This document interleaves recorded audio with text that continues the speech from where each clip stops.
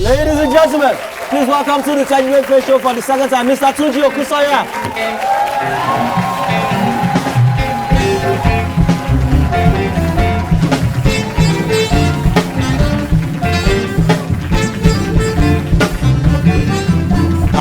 Ayé retí ẹlẹ́yà mi o, wọ́n retí ẹlẹ́yà mi o lójoojúmọ́. Wọ́n ti kóra wọn jọ o láti gbẹ̀gàn. Wọ́n ní mi ò mọ̀jú ilé àdúrà lójoojúmọ́.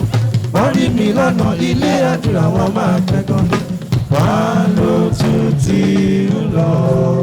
Well, if my own cap and my own heart refuses to enter, maybe I should use the heart of a man who deals in death. Here goes. Maybe if the stand will respect life, it will respect death. So, again, give me. Maybe, Uncle Tunji, please, maybe it's also that saying. This time around, just say, go Tunji, because it's hard. So, go Tunji, go Tunji, go Tunji, go Tunji. I think I should give up, just. Well, please sit down, sir. You're welcome. Thank you very much. All right, nice. Nice. Uncle Tunji, thank you very much. You were here the first time and I spoke to you as a guest. Yes, you did. And I didn't know I would return to you as a customer. I never knew you'd come back so soon. Did it just happen like that? Or does that happen when you go and visit people? So that will stop you from coming to our house. I think it was just destined to happen. Really? Yeah. You know, you must believe in destiny because when Dad died, the weirdest thing happened. The story of the Saturday afternoon was he died on a Saturday afternoon, like I said, around 3 on New Year's Eve. And so, weird story. I was planning to go to churches as well when Dad died about 3 p.m. And so I missed all the crying because, I really cried, man.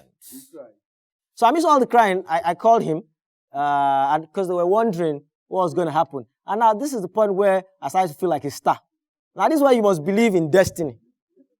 He was in Ijebu, but at the time I called him, that Mercedes-Benz that they used to carry bodies was at 7-Up. My father's house is in Ikeja.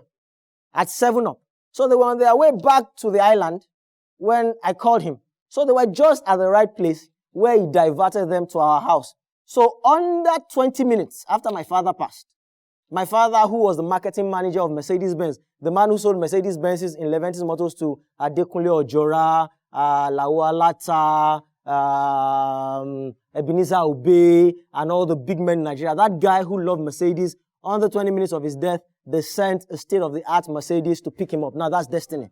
That's destiny. And I never knew your dad loved Mercedes. Well, that's destiny. And the boys came and good job. Now, my question for you is this again. I didn't really bring you to question you. I just wanted you here for support. Now, you would assume that being the MD, you would assume, this is what you're assuming, that he sits in his office, kind of like I've told you now, then he sends the boys. That's what I assumed as well. But during my father's funeral, he was there throughout. He danced in front of the casket. He did everything. Whoa. So did you do that for me or that is you? Well, how can you put people on the street without being part of them? I mean, you send the boys to work and you are sitting down. They make the money, you're sitting on the money. If they decide not to work, how would you feel? You have to be part of what you're doing. And you're a weird creature. You are from Mars or somewhere, or Pluto. Because then I'd go to MIC to see how things were going after they had picked up the body. And they'll come out of the place where they wash dead people eating. And then they'll say, come in. Why would that Come and see your father, I just finished feeding him. Weird guy, then you'd have people there and they'll take pictures. Sorry, at what point did you cross over? Because you couldn't, even though you inherited the business from your father, and you have taken it, heights and heights above it. At what point did you stop being afraid? Because as a child, you must have been afraid at some point. One thing the only thing, nothing that cannot talk, cannot overpower you. It's just like this thing here. It cannot. I mean, you feel it because we're human beings. But it's there, it's like wood, it's there. It's there. It cannot have any authority over you. Okay. I don't know if I've asked you this question before, but usually when people walk into your store, usually do people ever come to see you social visit, or it's always about needing caskets? But you've always come to see me afterwards now. I always came to you afterwards. What a mistake it turned out to be. What a big, if I knew it was like that, I wouldn't have come to see you. No. I would branch and see a coffin maker.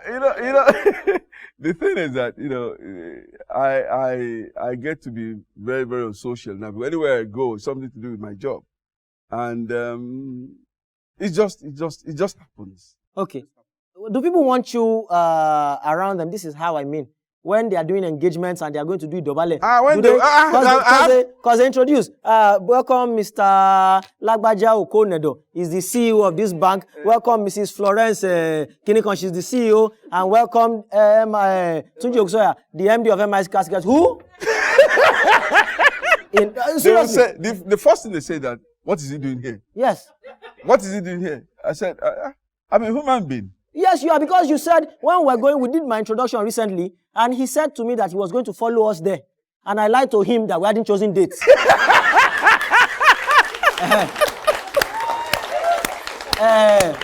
But seriously, do people ever have that? People have this phobia that anywhere I go, it's something to do with death. Yeah. But it's not. I socialize. Really? What? Yeah. With where? Graveyards? Cemeteries. Where do you socialize? Mortuary. And you're always wearing black. Is it because you like black, or it's just... No, it's because, I'm just coming from a job. Yeah. And did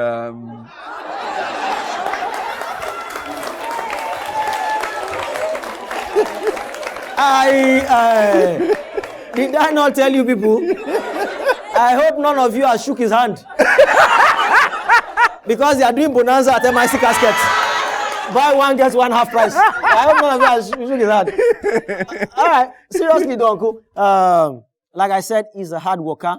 And you must have seen the pictures during the videos where he carried caskets and was in front of so many caskets. And you've buried so many people, industrious people, like the video said, Tayo Adeniran, the former managing director of GT Bank, one of the founding partners. He, along with Fola Adiola, founded GT Bank. Tell me a bit about rich death.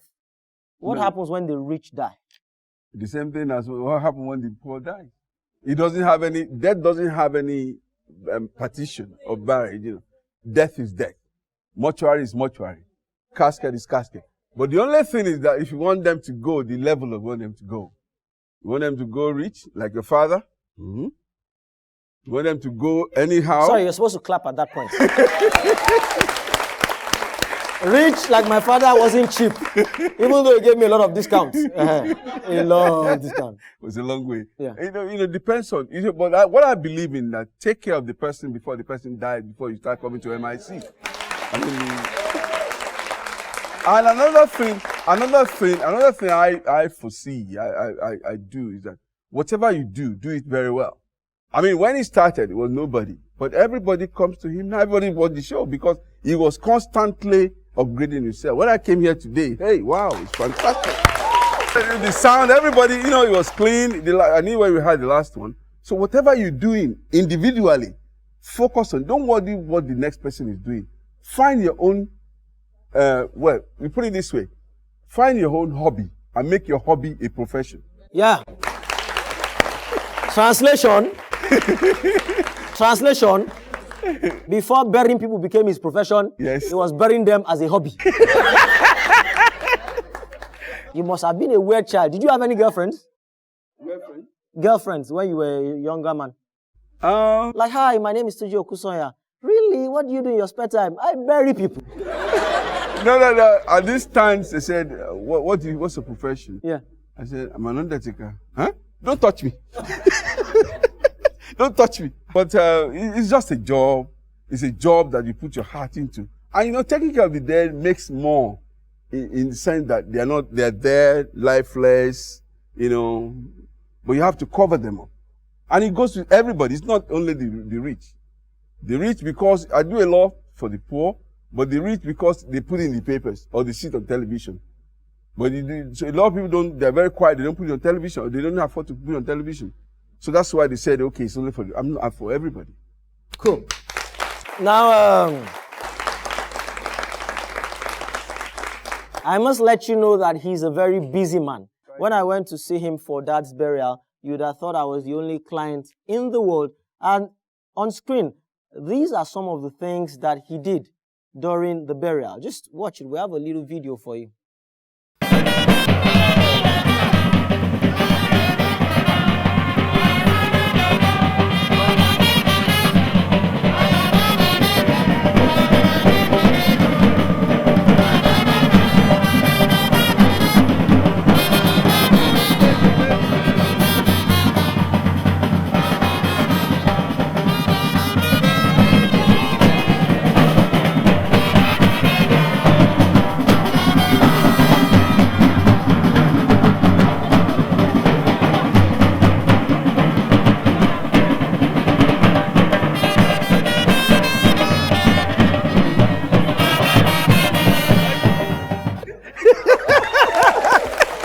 Man, I was crying like a baby. It was the most difficult day of my entire life. It's been a very difficult year. I mean, you have no idea just what a father means. It was and I had to put on game face because I was the first son. Because, you had to put on your game face. So you couldn't be crying. So there I was breaking up inside. And there he was trying to make me happy. In fact, at some point, he started to tease me. He said that I had to carry the coffin with him. And he made me carry the coffin. In fact, he wanted me to put it on my head. I think he wanted me to become as bald as he is. I think we have a picture of that right now. We have a picture where I was carrying the coffin. And that was the burial of my dad. And we also had a little party. He was a dancing man, and he was just there. He was a pillar of support. He was a pillar of strength. And on behalf of myself and my family, we would like to thank you very much for what you did for us during my father's burial. Everybody... You don't really get, we didn't bury my dad in Lagos. My village, as you probably know by now, is called Ajawa. It's near Ogbomoso. It's at least a 3-hour drive.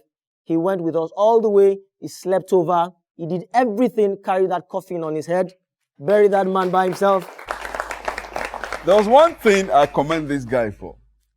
At around 6 a.m. in the morning, he was going about room by room, telling us, do you want water? Do you want water? He was carrying buckets. I said, I said, yeah. That's the essence of a leader. He was carrying the bucket himself. I said, wow. That was good. That was good. And the father is a fantastically rich person. I don't know what this man is doing here. I don't know what he is. But where he comes from is something else. Where he comes from a very, very good home. Palace. Palace as in palace. God bless you. Amen. Amen. Well, thank you very much. It was in the sense that Dad always threatened to take all his money with him when he died. Yeah. He used to say that, you have to work by yourself. What will we do? All right, notes. The governor of our state is your state. We don't have water. I was using buckets to fetch water. Uncle has brought it to the entire world. We're in a palace, but we're still fetching water. Do something.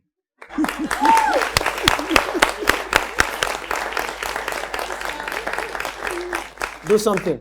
All right, Uncle, you've been here before. You have one of those, one of our pictures in your office. Right. If you enter MIC Casket's office, you see the picture of him and Teji Babyface show on his first appearance on the show. And now we have another one for you on the show. Please come forward and please put your hands together for the lady as she comes forward.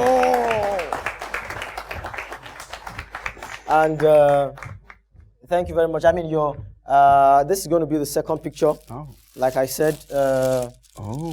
That is fantastic. I mean, there we go. Oh, it's a beautiful one. Thank you.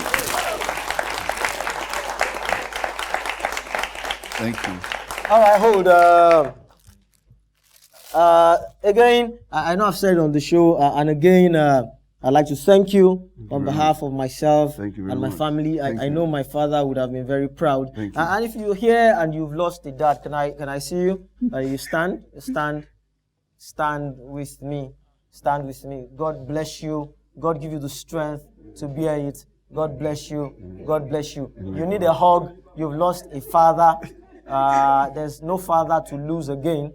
Therefore, he's going to come and shake you right now. Stand. Just fathers. You don't have a father now. There's no father to lose again. You can shake, please. Shake them. Shake them. Please shake them. There's no father to lose again. There's no father. Shake them. Shake them. There's no father to lose. There's no father. But we have a mother around. I mean, that's his fathers were doing now. His fathers. Shake them. Thank you very much. Shake. However, if you're here as well and you feel your dad is too old and you want to do something about it, shake. But everybody, please stand on your feet and appreciate this man for me. As we say in Yoruba language, Okwamoreo. May all the good work that you do speak for you. Thank you very much. And may you sell these coffins for a long time. Yes. Before I go inside. Yes, before you go inside. And I'd like to be there when you're inside. Not inside the coffin. You're gonna be. I'd like to be outside the coffin. You're gonna be the one to take control and tell them this is what he likes, this is what he doesn't like. Yes, and I'm going to tell them the way he said about my father that he went to feed my father. There's bread. So eat as well. I'll see you at the wedding. Yes. I'll see you at many other places where you won't be wearing black. No, I won't wear black. And you celebrate one small on behalf of my mother and my siblings and the entire Badiola family. Thank you very much and God bless you. All right, we'll be right back. Thank you.